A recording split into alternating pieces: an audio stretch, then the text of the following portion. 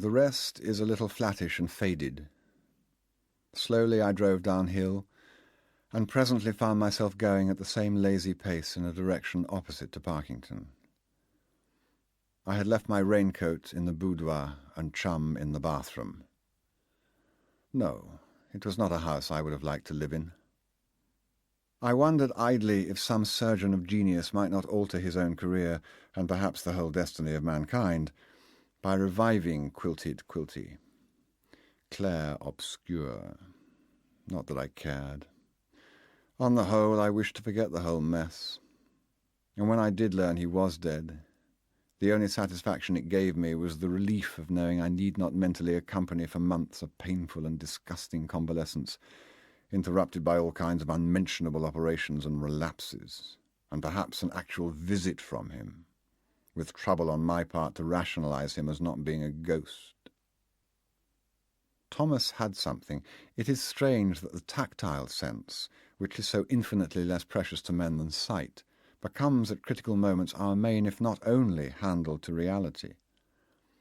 I was all covered with quilty, with the feel of that tumble before the bleeding. The road now stretched across open country, and it occurred to me, not by way of protest, not as a symbol or anything like that, but merely as a novel experience, that since I had disregarded all laws of humanity, I might as well disregard the rules of traffic. So I crossed to the left side of the highway and checked the feeling, and the feeling was good. It was a pleasant diaphragmal melting, with elements of diffuse tactility. All this enhanced by the thought that nothing could be nearer to the elimination of basic physical laws than deliberately driving on the wrong side of the road. In a way, it was a very spiritual itch. Gently, dreamily, not exceeding 20 miles an hour, I drove on that queer mirror side. Traffic was light. Cars that now and then passed me on the side I had abandoned to them honked at me brutally. Cars coming towards me wobbled, swerved, and cried out in fear. Presently I found myself approaching populated places. Passing through a red light was like a sip of forbidden Burgundy when I was a child. Meanwhile, complications were arising. I was being followed and escorted. Then, in front of me, I saw two cars placing themselves in such a manner as to completely block my way. With a graceful movement I turned off the road, and after 2 or 3 big bounces rode up a grassy slope among surprised cows, and there I came to a gentle, rocking stop. A kind of thoughtful Hegelian synthesis linking up 2 dead women. I was soon to be taken out of the car. "Hi, Melmoth, thanks a lot, old fellow," and was indeed looking forward to surrender myself to many hands, without doing anything to cooperate, while they moved and carried me, relaxed, comfortable, surrendering myself lazily, like a patient, and deriving an eerie enjoyment from my limpness and the absolutely reliable support given me by the police and the ambulance people.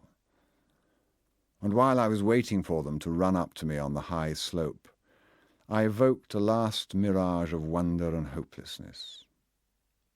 One day, soon after her disappearance, an attack of abominable nausea forced me to pull up on the ghost of an old mountain road that now traversed a brand-new highway, with its population of asters bathing in the detached warmth of the pale blue afternoon in late summer.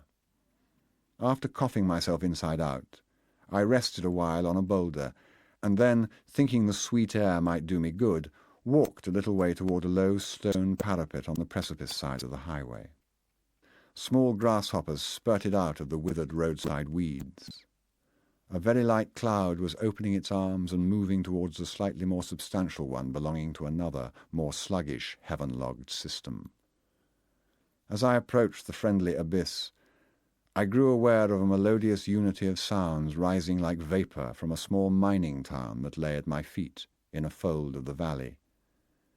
One could make out the geometry of the streets between blocks of red and grey roofs, and green puffs of trees, and a serpentine stream, and the rich ore-like glitter of the city dump, and beyond the town, roads crisscrossing the crazy quilt of dark and pale fields, and behind it all great timbered mountains.